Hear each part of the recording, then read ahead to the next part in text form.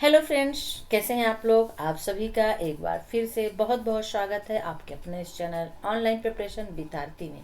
और मैं आरती। चलिए, आज का जो ये वीडियो आपके लिए इम्पॉर्टेंट है क्योंकि ये वीडियो ज्योग्राफी भूगोल से है और इसमें हमने कुछ महत्वपूर्ण यानी इम्पॉर्टेंट फैक्ट यानी तथ्य लिए हैं। जी हाँ, और ये जो तथ्य जो फैक्ट है वो कोई भी आप कम्पिटेटिव एग्जाम्स दे रहे हो सभी में ज्योग्राफी का जिनका पेपर होता है, जिनका सब्जेक्ट होता है, उनमें पूछे जाते हैं। ठीक है, तो चलिए आइए देख लेते हैं कि आखिर वो फैक्ट कौन कौन से, वो क्वेश्चन कौन कौन से हैं जो क्रिएट हो रहे हैं, क्योंकि एमसीक्यू बेस्ड आपके कम्पिटेटिव एग्जाम के पेपर होते हैं जनरली, और उनमें इस तरह के क्वेश्चन पूछे जाते हैं। लेकिन उसके पहले क्या करना है, वीडियो को लाइक करना है, शेयर करना है और चैनल को सब्सक्राइब कर लेना है यदि आपने नहीं किया है तो। चलिए आइए स्टार्ट कर देते हैं। यहाँ पर पहला क्वेश्चन ले लेते हैं कि भू आकृति विज्ञान का जन्मदाता किसे माना जाता है। तो देखिए, जो पेशल हैं उनको भू आकृति विज्ञान का जन्मदाता माना जाता है। प्रसिद्ध भौगोलिक ग्रंथ किताब उल हिंद के लेखक कौन है। तो अल बरूनी जो है उन्होंने किताब उल हिंद के लेखक है, नहीं लिखी थी। वेरी इंपॉर्टेंट क्वेश्चन है, बहुत बार ये क्वेश्चन यदि आपने एग्जाम्स दिए होंगे कम्पिटेटिव के तो आपको याद होगा कि अल यानी किताब उल हिंद जो है इससे पूछा जाता है ये क्वेश्चन से। वायु में अपेक्षित आर्द्रता मापन हेतु कौन सा उपकरण होता है। देखिए, हाइग्रोग्राफ, जो हाइग्रोग्राफ होता है वो मापन होता है और ये किसका मापन करता है, जब वायु में कुछ आर्द्रता होती है। तो आर्द्रता को मापने के लिए किस उपकरण का प्रयोग किया जाता है, तो हाइग्रोग्राफ का प्रयोग किया जाता है। रिक्टर स्केल का प्रयोग किसके मापने में किया जाता है। तो देखिए, रिक्टर स्केल का प्रयोग जो है भूकंप के झटके मापने में किया जाता है ना। और भूकंप को किससे मापा जाता है, एक ये भी तो इंपॉर्टेंट हो जाता है ना क्वेश्चन। सिस्मोग्राफ से मापा जाता है। सिस्मोग्राफ भूकंप को मापने के लिए और भूकंप के झटके को मापने के लिए रिक्टर स्केल का यूज किया जाता है। तो एक एक्स्ट्रा क्वेश्चन मैंने रख दिया। चलिए, भूकंप के एक ही समय पर आने वाले स्थानों को मिलाने वाली रेखा क्या कहलाती है। तो होमोसिस्मल, क्या कहलाती है, होमोसिस्मल। समान चुंबकीय झुकाव वाले स्थानों को मिलाने वाली रेखा क्या कहलाती है। तो आइसोगोनल। आइसोगोनल जो होता है, जब चुंबकीय झुकाव वाले जो स्थान होते हैं और जब इनको मिला देती है तो उसको आइसोगोनल कहते हैं। सूर्य और पृथ्वी के मध्य न्यूनतम दूरी कब होती है। सूर्य और पृथ्वी के मध्य न्यूनतम दूरी कब होती है। देखिए, 3 जनवरी को जो है सूर्य और पृथ्वी के बीच जो होती है सबसे कम दूरी होती है। यानी सूर्य और पृथ्वी के बीच सबसे कम दूरी किस तारीख को, किस दिन होती है, तो 3 जनवरी को होती है। सौर मंडल का दूसरा सबसे बड़ा ग्रह कौन सा है। तो शनि। शनि जो है वो सौर मंडल का सबसे बड़ा ग्रह है, दूसरा, याद रखिएगा, दूसरा। ठीक है, सूर्य के सबसे दूर कौन सा ग्रह है सूर्य से। तो सूर्य से सबसे दूर जो ग्रह है वो वरुण है। तो सूर्य के सबसे दूर ग्रह कौन है, सूर्य से होगा यहाँ पर, तो वरुण है। सौर मंडल का जन्मदाता किसे कहा जाता है। देखिए, तो सूर्य को कहा जाता है सौर मंडल का जन्मदाता।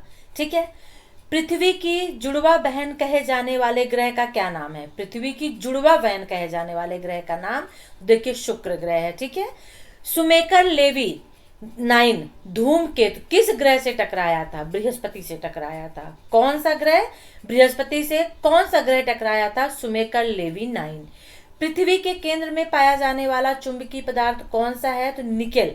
निकेल जो होता है वो पृथ्वी के केंद्र में यानी बीच में पाया जाता है। और वेरी इंपॉर्टेंट चीज ये है कि चुंबकीय पदार्थ है ना, ये अपने आप को खींचता, गुरुत्वाकर्षण इसमें होता है, चिपकने वाला। रेडियो संचार में प्रेषण एंटेना द्वारा उत्सर्जित संकेत प्रतिबिंबित कहाँ होते हैं। यानी सीधा सा क्वेश्चन है कि रेडियो संचार जो होता है वायुमंडल के किस परत में होता है, किस परत में पाया जाता है। देखिए, यहाँ पर रेडियो संचार की बात चल रही है जब, तो देखिए यहाँ पर हो जाएगा आयन मंडल। ठीक है, क्या हो जाएगा, आयन मंडल। देशांतर की सर्वाधिक दूरी कहाँ पर होगी, तो कर्क रेखा पर होती है। उत्तरी प्रशांत महासागर में अंतरराष्ट्रीय तिथि रेखा के विचलन का क्या कारण है। तो एल्यूशियन द्वीप समूह के द्वारा ऐसा होता है। ऑस्ट्रेलिया महाद्वीप का सर्वोच्च पर्वत शिखर कौन सा है। माउंट कोयुस्को जो है, ठीक है ना, कोशियुस्को जो है ये ऑस्ट्रेलिया महाद्वीप का सर्वोच्च पर्वत शिखर है। किस महाद्वीप को पठारी महाद्वीप कहते हैं। तो अफ्रीका को देखो क्या बोलते हैं, पठारी महाद्वीप। और एशिया महाद्वीप का सर्वोच्च पर्वत जो है, देखिए यहाँ पे थोड़ा सा इसका आंसर यहाँ पे वो हो गया। चलिए, आई थिंक क्वेश्चन होगा एशिया महाद्वीप का सर्वोच्च पर्वत शिखर कौन सा है ना, एशिया महाद्वीप का तो माउंट एवरेस्ट है। प्लेट विवर्तनिकी सिद्धांत का प्रतिपादन किसने किया था? तो हैरी हेस ने किया था। और संपूर्ण महासागरीय क्षेत्रफल के कितने प्रतिशत भाग पर महाद्वीपीय मग्न तट का विस्तार है? महासागरीय क्षेत्रफल में कितने प्रतिशत महाद्वीपीय मग्न तट पाए जाते हैं? तो 7.5। ठीक है।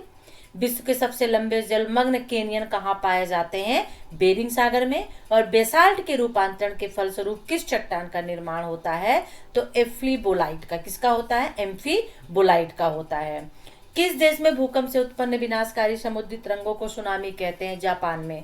जब समुद्र में तरंगे आती हैं तो उसको सुनामी कहा जाता है। कहाँ? जापान में। भूकंप की उत्पत्ति से संबंधित प्रत्यास्थ पुनर्चलन सिद्धांत का प्रतिपादन किसने दिया था? रीड ने दिया था। ठीक है ना। एयरबस ज्वालामुखी कहाँ स्थित है? तो एयरबस ज्वालामुखी अंटार्कटिक महाद्वीप पर है। और पृथ्वी की सतह के नीचे द्रवीभूत शैल क्या कहलाता है? मैग्मा कहलाता है। तो फ्रेंड्स, ये था वेरी वेरी इंपॉर्टेंट कुछ फैक्ट जो आपके एग्जाम में एमसीक्यू बना के पूछे जाते हैं। वीडियो कैसा लगा जरूर बताइएगा। अच्छा लगे तो कमेंट्स कर दीजिएगा, लाइक शेयर जरूर कर दीजिएगा वीडियो को। ठीक है। एमसीक्यू कैसे होगा? जैसे एमसीक्यू में देखिए आपसे पूछ देगा कि प्रसिद्ध भौगोलिक ग्रंथ किताब उलिंद के लेखक कौन है? नीचे अलवर्णी दे देगा, चंद्रबरदाई दे देगा, है ना। बहुत सारे ऐसे राइटर हैं जो आपको दे देगा, तो फिर आपको लिखना पड़ेगा। ठीक है ना। तो इस तरह के क्वेश्चंस बनाए जाते हैं ऑप्शन के साथ में। चलिए फिर नेक्स्ट वीडियो के साथ में हम आपसे फिर मिलेंगे। तब तक के लिए टेक केयर, बाय।